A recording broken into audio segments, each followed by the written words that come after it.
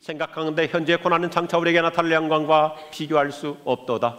피조물이 고대하는 바는 하나님의 아들들이니 나타나느니 피조물이 허무한데 굴복하는 것은 자기 뜻이 아니요 오직 굴복하게 하시는 이로 말미암음이라. 그 바라는 것은 피조물도 썩어짐의 종로로 타는 데서 해방되어 하나님의 자녀들의 영광의 자유에 이르는 것이니라. 피조물이 다 이제까지 함께 탄식하며 함께 고통을 겪고 있는 것을 우리가 아느니라. 그뿐 아니라 또한 우리 곧 성령의 처음 익은 열매를 받은 우리까지도 속으로 탄식하여 양자될 것 곧 우리 몸의 속량을 기다리느니라. 우리가 소망으로 구원을 얻었음에 보이는 소망이 아니니 보는 것을 누가 바라리요. 만일 우리가 보지 못하는 것을 바라면 참음으로 기다릴지니라. 아멘. 오늘 본문 말씀 우리가 너무나 익숙한 말씀이지만 언제 살펴봐도 너무너무 좋은 말씀이에요. 같이 하겠습니다. 더 나은 미래 기대. 한 번 더 합시다. 더 나은 미래 기대. 세계적으로 대기업의 총수들의 이 후계자 양성은 고강도 훈련에 해당합니다. 요즘은 창업주를 기준으로 벌써 3세, 4세가 후계자 경영 수업을 받고 있습니다. 그들의 경영 수업을 보면 상상을 초월할 정도로 조직적이고 체계적입니다. 우선 후계자 대열에 서기 위해서 회사 내 핵심 중역들을 사수로 어린 시절부터 리더십 교육을 차근차근 밟아갑니다. 수준 높은 학력과 함께 다양한 커리어를 쌓기 위해서 회사 내 여러 부서를 순회하면서 밑바닥에서부터 훈련을 받습니다. 또한 기업의 총수인 아버지로부터 경영 일선에 관한 밥상머리 교육과 함께 생산 현장에서 눈물 콧물 다 쏟으며 총괄적인 수업을 철저하게 받습니다.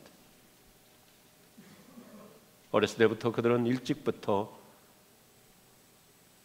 부모 곁을 떠나기도 하고 대체적으로 최근에는 이 후계자들을 키우는 데 있어서 기본적으로 MBA 과정까지 철저하게 받습니다. 이처럼 그들은 견디기 어려울 만큼 다양한 훈련을 받는데도 모든 고난의 과정을 통과합니다. 아무리 훈련이 가혹하고 시련의 과정이 힘들어도 끝까지 버틸 수 있는 근거가 있습니다. 보증된 기대 때문이에요. 여기 오늘 핵심 단어입니다. 보증된 기대.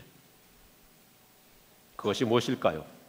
우리가 이미 로마서 8장 앞부분에서 살펴본 17절에서 명확한 해답을 주고 있습니다. 상속자가 되기 때문입니다. 잠시 힘든 과정을 통과하기만 하면 재벌 기업의 총수 2세가 되고 3세가 되고 4세가 되는 그 엄청난 영광의 자리, 상속자가 되기 때문에 모든 어려운 고난의 과정도 거뜬히 견뎌내는 것입니다. 이것이 우리가 더 나은 미래를 기대하며 살 수 있는 기반이죠. 자, 오늘 우리가 로마서 8장을 읽었습니다마는 17절과 18절을 메시지 성경은 얼마나 실감나게 저와 여러분에게 참 공감할 수 있도록 번역해 주고 있어요. 우리는 주님과 함께 믿을 수 없을 만큼 엄청난 상속자입니다. 그러므로 지금 우리가 그분과 더불어 힘든 때를 보내고 있다면 분명 우리는 그분과 더불어 좋은 때도 맞게 될 것입니다. 믿으시면 아멘 하십시오. 그런 이유로 나는 현재 우리가 겪고 있는 힘든 때와 장차 우리에게 다가올 좋은 때는 서로 비교조차 할 수 없다고 생각합니다. 본문 말씀처럼 오늘의 고난과 미래의 영광을 비교하여 계산해 보면 우리는 이 보증된 기대를 품고 어떤 어려움 속에서도 여유 있게 적응해가며 견디며 살아갈 수 있습니다. 우리는 그리스도와 함께 더 나은 영광을 누리는 자가 되려면 현재의 고난 달게 감사할 수 있습니다. 왜냐하면 지금 우리가 받는 고난은 앞으로 우리에게 나타날 영광과 전혀 비교가 되지 않기 때문이에요. 힘든 시절보다 좋은 시절이 훨씬 더 크고 길기 때문입니다. 저는 개인적으로 이런 생각을 해봅니다. 제가 벌써 이제 신학교 들어가서 전도사 생활부터 햇수로 34년째 목회를 하고 있어요. 앞으로 우리 교회로 따지면 우리 교회 65세 정년 은퇴이기 때문에 한 7, 8년 남았죠. 그러면 한 42년 정도 목회하고 잘 견디고 잘 버티고 나가면 하나님 나라에서 얼마나 큰 상급과 축복 속에 살게 될 것인가. 우리 인생 길어봤자 고생하는 기간 한 40-50년만 잘 견디면 우리는 영생복락 누릴 줄로 믿습니다. 그러니까 40-50년 견딜만 해요. 그래서 제가 우리 교회에 자주 외치는 표가 있어요. 너무 오래 참으려고 하지 말고 죽을 때까지만 참으면 돼요. 복잡할 거 없습니다. 뭐 그렇게 심각하게 고민할 거 없어요. 언제까지 참으면 된다고요? 죽을 때까지만 참으면 돼요. 그건 참을 수 있어요. 사도 바울은 우리에게 실제적으로 공감시키려고 얼마나 자연세계 만물들도 더 나은 미래를 기대하며 살고 있는지. 오늘 성경을 보면 우선 창조세계의 모든 자연 만물들도 하나님 나라가 회복되는 미래의 영광을 기대하며 오늘의 고통과 오늘의 어려움을 견디고 있음을 설명해 줍니다. 그들은 자연세계임에도 불구하고 예수님께서 이 세상 다시 오셔서 하나님 나라가 회복될 것을 학수고대하고 있어요. 자, 보면 19절부터 보십시오. 피조물이 고대하는 바는 하나님의 아들들이 나타나는 것이니 하면서 설명하죠. 이 자연 만물들은 우리 사람처럼 말을 하지 못해서 그렇지 그들도 더 나은 미래를 기대하면서 오늘 그 힘든 과정을 묵묵히 참아가고 있어요. 생각해 보세요. 아마 그 어느 때보다도 우리보다 자연 만물이 더 예수님 재림을 기대하고 있을 거예요. 왜요? 환경오염, 공해, 매연, 스모그, 또 일기변화, 요즘 뭐 시도 때도 없이 더웠다 추웠다. 그래서 자연 만물들이 얼마나 고생하고 있겠습니까? 그러니까 오히려 우리는 지금 감각 없이 살고 있는데 이 성경을 보면요, 그리고 사실이잖아요. 자연 만물들일수록 더욱더 예수님 빨리 왔으면 좋겠다, 하나님 나라가 얼른 왔으면 좋겠다, 모든 것이 다 회복되기 때문에 그들도 더 나은 미래를 기대하며 산다면 하물며 하나님의 자녀인 우리는 얼마나 종말론적인 기대를 가지고 살아야 될 것인가 하는 것이 로마서 8장 아주 심플한 메시지. 그러기에 사도 바울은 우리 모두가 공감할 수 있는 아주 실제적인 얘기, 임신부가 힘든 과정을 얼마나 즐겁게 견디느냐 이거예요. 이 앞에 한번 보십시오. 저렇게 배가 불러도 웃고 있잖아요. 임신부는 뱃속의 아이가 커갈수록 무겁고 힘들지만 그렇다고 해서 그 불편과 고통 때문에 결코 위축되지 않습니다. 임신부가 배가 불러올수록 그러면 더 무겁고 힘들수록 짜증스럽게 사는 것이 아니라 오히려 더 설레이는 마음으로 기대하면서 다 기대 속에 사는 거예요. 우리 여성분들은 어떻습니까? 하나 날 때 너무 힘들어가지고 다시는 안 나야지 했지만 또 갔잖아요. 왜요? 그 생명의 신비에 설명할 수 없는 행복이 있기 때문에. 힘들어도 무거워도 어려워도 그 현실 때문에 임신부는 결코 위축되지 않습니다. 오히려 설레이는 그 가슴으로 더 행복하게, 더 기쁘게 미소를 지으면서 산딸을 기다리는 거예요. 이것이 그리스도인의 고난에 대한 역설적인 영성입니다. 자, 23절 이제 보시겠어요? 23절 보니까요, 우리는 하나님의 상속자 그리스도와 공동 상속자인 만큼 더 많은 미래 영광을 학수고대하며 살아가는데, 오늘 표현이 참 좋은 단어를 쓰고 있어요. 탄식한다, 이 신음한다고 하는 헬라어는 목을 길게 빼고 기다리는 간절한 열망을 뜻합니다. 저를 보시면 이해가 쉬워요. 목을 빼고 기다리는 열망. 저와 같이 시골 출신들은 이 단어가 실감납니다. 옛날에는 5일장이었습니다. 아버지가 아침에 자전거를 끌고 시장에 가십니다. 오후 서너 시쯤 되면 아버지가 돌아올 시간쯤 되면 저는 대문 밖으로 아니면 나가서 저 멀리 자전거 나타나기를 목을 빼고 기다리는 거예요. 왜요? 참외도 사오고 수박도 사오시고 맛있는 거 사오시는 것을 기다리고 있기 때문이죠. 기대를 걸고 있기 때문이죠. 바로 오늘 이 표현입니다. 왜 이처럼 저 여러분은 애절하고 간절하게 기대를 걸고 살아갈 수 있는가? 오늘 23절은요, 너무나 현대인 우리들에게 엄청난 복음의 해답을 주고 있어요. 보실까요? 예수님이 다시 오시는 그날이 되면 우리의 몸까지도 완전 구원이 이루어지기 때문입니다.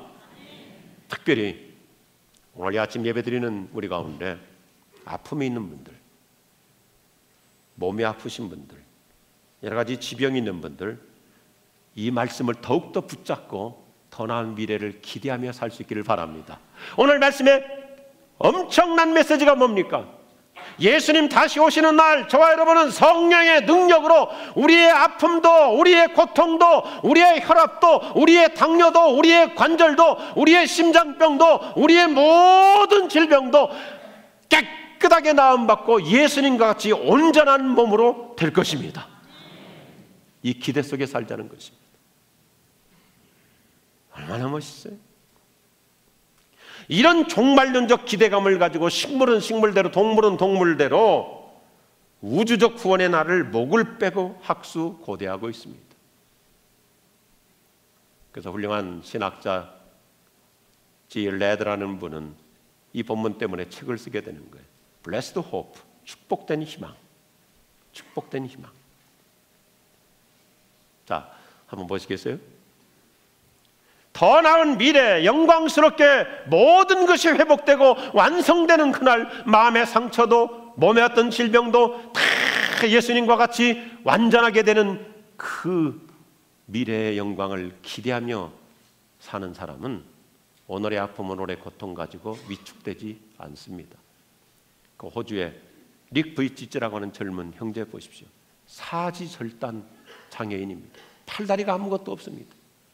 그런데도 그는 여전히 신발 할 컬레를 준비해 놓고 살고 있어요.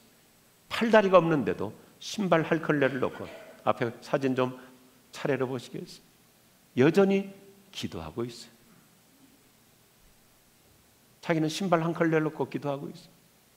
지금 응답이 되느냐 안 되느냐 그거 가지고 본인은 실망을 느끼지 않는다는 거예요. 왜요? 예수님 다시 오시는 날 우리 몸은 예수님과 같이 완전한 몸으로 바뀔 것을 내다보기에 종말론적 기대신앙으로 행복하게 살아가고 있어요. 우리 여러분, 아픈 분들 계시죠? 힘든 분들 계시죠? 인간관계 속에서도 많은 상처도 있을 수 있고, 경제적으로 압박 속에 살 수도 있고, 신앙적인 여러 가지 믿지 않는 가정에서 억압 속에 살 수도 있지만, 더 나은 미래 기대, 주님 오시는 날 모든 것이 완벽하게 매듭될 줄로 믿으시기 바랍니다. 오늘 이 말씀이에요. 우리는 본문을 자세히 관찰해 보면 종말론적인 단어들을 그래서 많이 사용하고 있어요. 따라합시다. 영광, 자유, 해방. 이 해방이라는 용어를 강조하고 있는 거예요.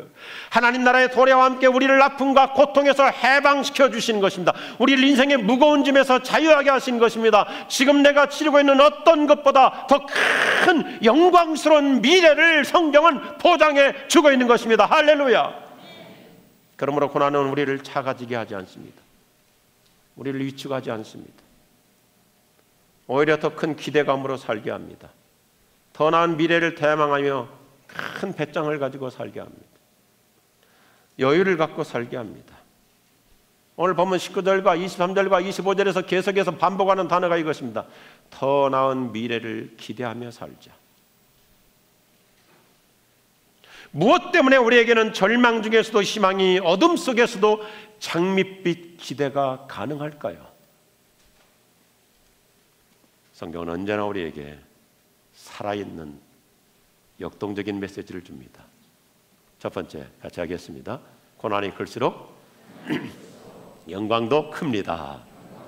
믿으시면 아멘 하십시다. 세상의 고난은 우리의 행복을 망가뜨리려고 하지만 하나님은 고통을 사용하여 우리를 더욱 행복하게 전화위복시켜 주십니다. 옛날 어떤 성인은 이렇게 말하잖아요. 대임을 맡기기 전에 대난을 허락하십니다.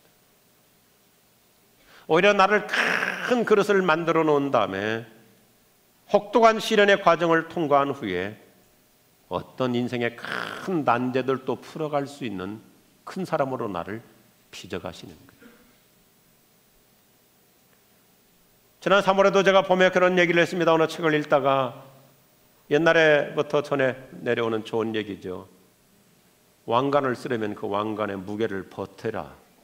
왕관의 무게를 버티라는 것입니다. 왕관의 무게가 보통 1kg 정도, 금 266돈 정도 됩니다. 머리에 쓰고 다니려면 굉장히 무겁고 힘들기도 합니다. 그런데 저와 여러분 한번 생각해 보세요. 역사 이래로 왕관이 무겁다고 왕의 직분을 버리신 분 있던가요? 목 디스크 걸려도 그건 쓰고 다닙니다. 왕관의 무게를 버텨야 왕의 영예와 특권을 누릴 수 있는 것입니다. 언제 들어도 좋은 말이잖아요. 어떤 운동선수 그 코치께서, 체육 코치가 선수들의 운동복 뒤에다가 이렇게 써붙였어요. 서로 보고 격려하라고. No gain without pain. 고통 없이 승리 없다. 제가 소개한 바 있습니다만 어떤 책을 읽는데 아주 참 좋은 표현이잖아요. No sweat, no sweet. 쓴맛을 알아야 단맛을 느낄 수 있습니다. 지금 잠깐 수고하는 것 같지만 얼마나 우리는 내가 치른 대가보다 큰 보람을 느낄 수 있는지. 저는 창세기 1장부터 처음부터 얘기가 나와요. 하나님께서 아담을 멋있게 만들었어요. 그런데 아담에게 가장 좋은 선물을 하나님이 주시고 싶어 해서 아담을 잠깐 전신마취 시킵니다. 이게 인류 최초의 서지컬 오퍼레이션, 최초의 외과 수술이 시작됐죠. 어느 의학자가 이 성경을 읽다가 여기서 마취제를 발견하잖아요. 아, 하나님께서 사람을 수술할 때 마취를 시키겠구나. 거기서 마취제가 나온 거예요. 아담은 잠깐 전신 마취하고 옆구리를 째고 살을 째고 뼈를 발라내고 나서 눈 떴더니 기가 막힌 한 여인이 나타나는 거예요. 이부하고 나타나는 거예요. 저는 성경을 보면서 이게 정말 하나님 나라 멋있는 공식이구나. 왜냐하면 아담이 잠깐 한나절 수술을 받는 고생하고 나서 하바라는 여인하고 930년을 같이 살아요. 사진 보세요. 930년 행복하게 해로를 해요. 이게 고난의 일시성과 영광의 영원성입니다. 한나절 잠깐 희생하고 그 아름다운 여인과 930년을 같이 살아요. 개인적으로 엉뚱한 얘기를 해봅니다. 하나님께서 이렇게 아름다운 여인을 주신다면 나는 매일같이 수술하고 싶어요.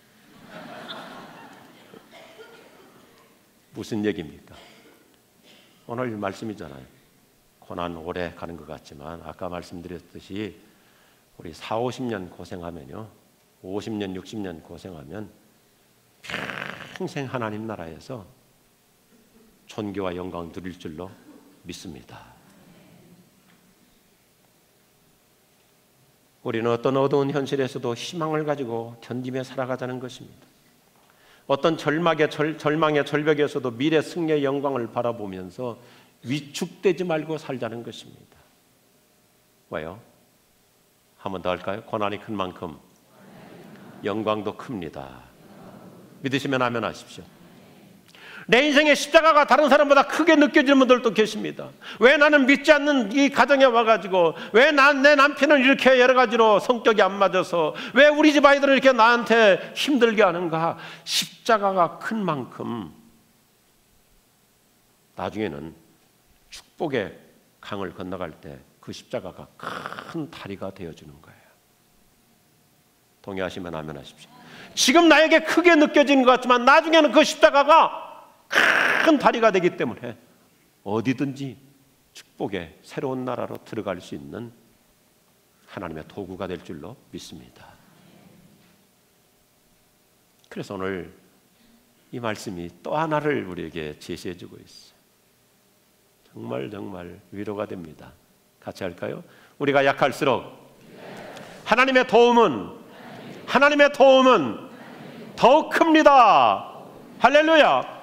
내 인생의 짐이 무거울수록 하나님은 더 큰 힘을 주십니다. 인생의 짐이 무거운 만큼 감당할 수 있는 어깨도 겸하여 주시더라고요. 사도 바울은 자신의 경험을 기초로 이렇게 간증하죠. 고린도후서 12장 10절에서 얼마나 멋있습니까? 고통과 고난이 당신을 무릎 꿇게 할 때, 그때가 바로 당신의 인생에서 하나님의 능력이 가장 크게 나타날 때입니다.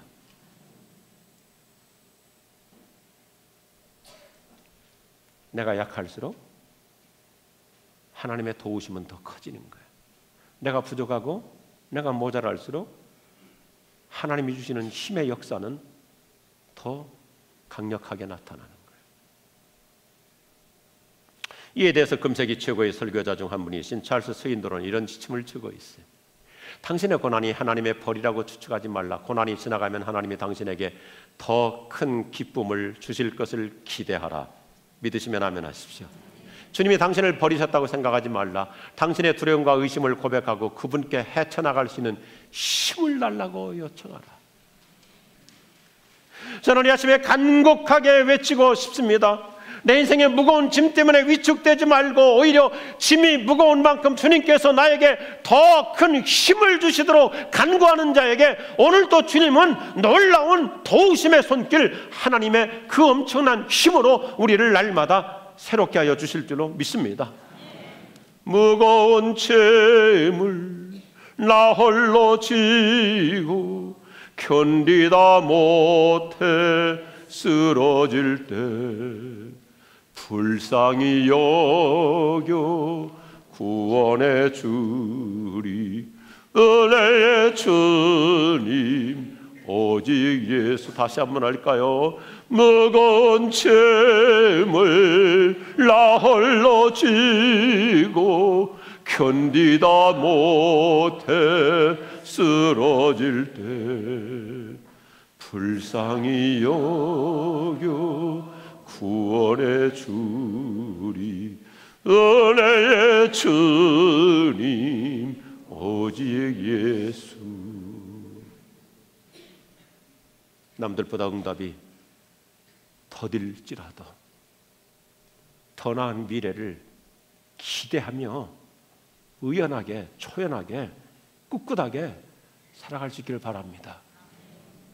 2차 대전 시절에 유대인들은 폴란드의 그 아우슈비츠 수용소에서 처참하게 독가스실로 끌려가 죽었습니다. 아침마다 수많은 사람들이 독가스실로 끌려갈 때 처음에 유대인들은 믿음을 가지고 이렇게 애절하게 노래를 했어요. 나는 믿는다. 나의 메시아가 나를 돕기 위해 반드시 나를 찾아오리라는 사실을. 이렇게 애절하게 기도했는데도 하나님께서는 아무런 응답 없이 아침만 되면 수십 명, 수백 명씩 잡혀가서 독개수술로 다 들어가 죽습니다. 그러니까 유대인들 믿음이 약해져서 이 좋은 노래 가사에 한 소절을 덧붙여서 절망적으로, 자조적으로 이렇게 노래합니다. 그런데 때때로 그 메시아는 너무 늦게 오시는 도다. 좌절 속에 살아갔습니다. 이런 암울하고 절망적인 상황 속에서도 결코 희망을 버리지 않고 더 나은 미래를 기대하며 이 절망의 와중 속에서도 희망의 승리자가 되었던 믿음의 위인이 있어요. 우리가 많이 들어온 사람이죠. 빅터 프랭클. 금세기 최고의 상담 치유 사역자입니다. 그는 아침마다 수많은 사람들이 독가실로 끌려가는 절체절명의 상황에서도 그는 희망을 결코 포기하지 않았습니다. 그래서 그는 아침마다 일어나면 운동장에 떨어져 있는 유리 조각을 주워가지고 깨끗하게 면도를 하면서 희망을 가지고 자기 관리를 하니까 독일군들이 힘 빠진 사람으로 느껴지는 사람들은 잡아다 독개수술로 넣지만 아침마다 면도하고 의욕 있게 보이는 빅터 프랑클은 계속 살려주는 거예요.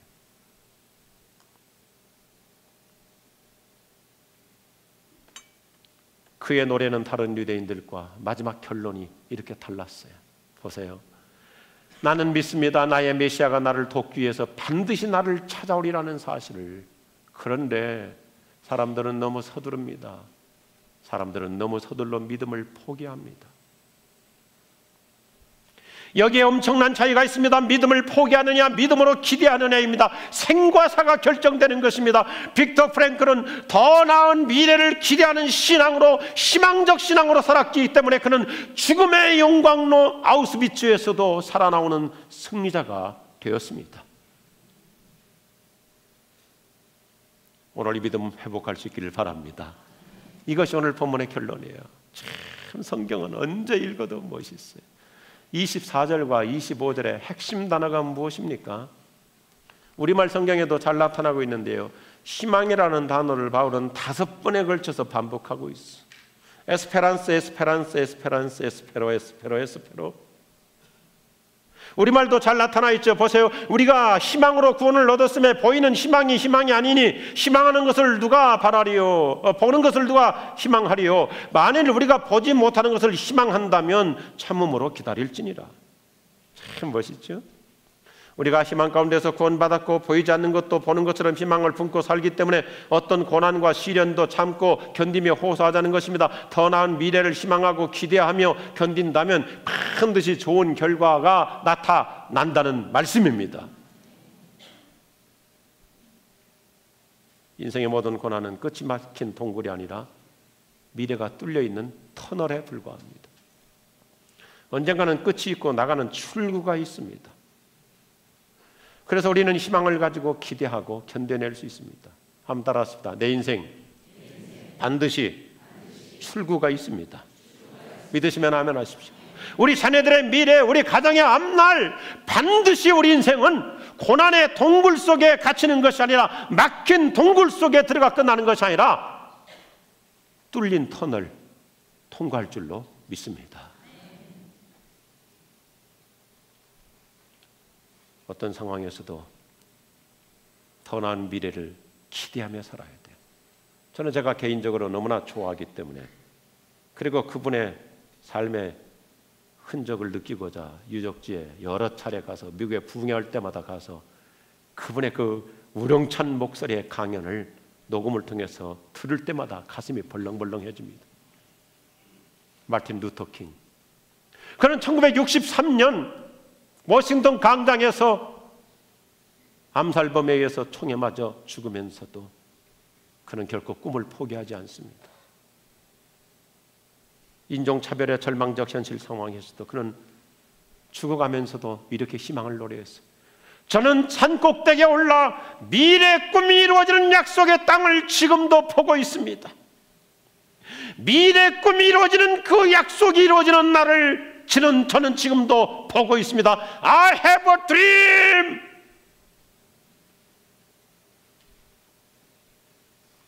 (50년이) 지난 지금 어떻습니까? 워싱턴 DC 백악관에는 흑인 부부가 들어가서 대통령을 하고 있는 거예요. 그는 더 나은 미래를 기대하며 포기하지 않았습니다. 우리는 더 나은 미래를 기대하는 희망, 이 아침 다시 회복할 수 있기를 주님의 이름으로 축원합니다. 유럽 경기가 최악의 경제 대공황 때 1911년 프랑스 시인 찰스 피기는 희망의 예찬을 이렇게 아름다운 시로 읊었습니다. 희망의 비밀로 가는 문. 믿음은 그 당시와 그 영혼에 대한 것을 봅니다. 사랑은 그때와 영혼에 있는 것을 사랑합니다. 그러나 희망은 모든 것을 앞으로 옮겨 놓습니다. 희망은 앞당겨서 사는 것. 믿음은 보기는 보는데 단지 장차 이루어질 것을 볼 뿐입니다. 사랑은 단지 장차 이루어질 것만을 사랑합니다. 그런데 희망은 아직 그렇지 않지만 그렇게 될 것을 내다봅니다. 희망은 아직 아니지만 그렇게 될 것을 사랑합니다. 시간과 영혼의 미래 안에서 말입니다. 그래서 희망은 믿음과 사랑보다 앞서 걷고 있는 것입니다.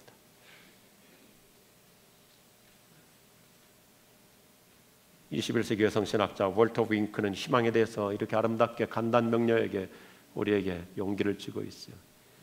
희망은 미래를 마음에 그리고 마치 그 미래가 지금 확실히 이루어진 것처럼 행동하는 것입니다. 희망은 마치 그 미래가 지금 이루어진 것처럼 행동하는 것입니다. 우리 가족이 다 예수 믿고 구원받은 줄로 믿고 살아가기를 바랍니다.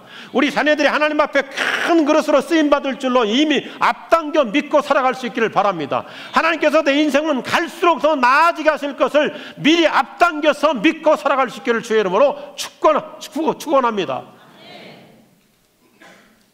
우리 모두 힘들고 괴로울 때마다 오늘 로마서 8장 이 말씀을 부여잡고 살자고요. 자, 같이 한번 보시겠어요? 저를 따라서 하시면 좋겠어요. 우리 주님과 함께 믿을 수 없을 만큼 엄청난 상속자입니다. 그러므로 지금 우리가 그분과 더불어 힘든 때를 보내고 있다면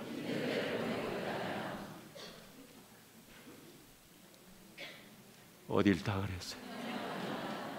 분명 우리는 그분과 더불어 좋은 때도 맞게 될 것입니다. 믿으시면 아멘 하십시오. 그런 이유로 나는 현재 우리가 겪고 있는 힘든 때와 장차 우리에게 다가올 좋은 때는 서로 비교조차 할 수 없다고 생각합니다. 할렐루야. 지금 힘든 상황에 위축되지 마십시오. 더 좋은 미래 상황과 더 좋은 미래 영광을 기대하며 힘차게 살아갈 수 있기를 주님의 이름으로 축원합니다.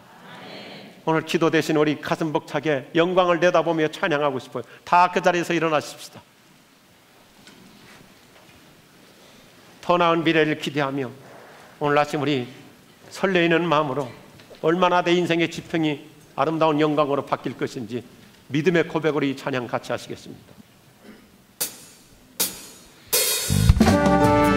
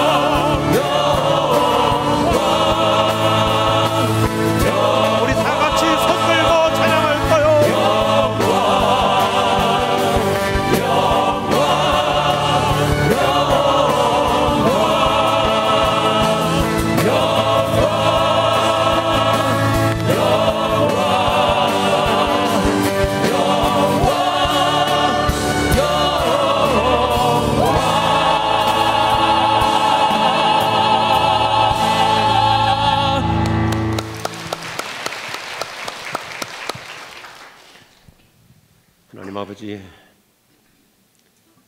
위로가 필요하고 치유가 필요하고 격려가 필요합니다. 더 나은 미래, 그 놀라운 상속권이 우리에게 보장되어 있음을 확신합니다. 더 나은 미래를 결코 포기하지 않고 희망을 가지고 오늘도 묵묵히 견디며 살아가고자 하는 주의 백성들에게 하나님 아버지의 사랑하심과 예수님의 은혜와 특별히 성령의 위로하심이 함께하옵시기를 축원하옵나이다. 아멘.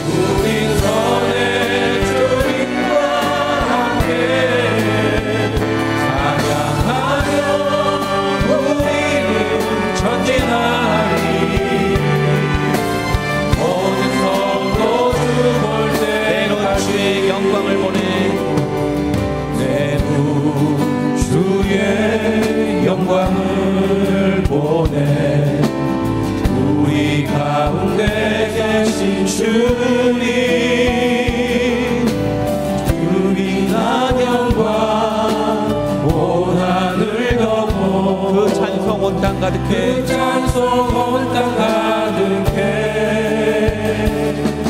내 문 주의 영광을 보내 찬송 가운데 서신 주님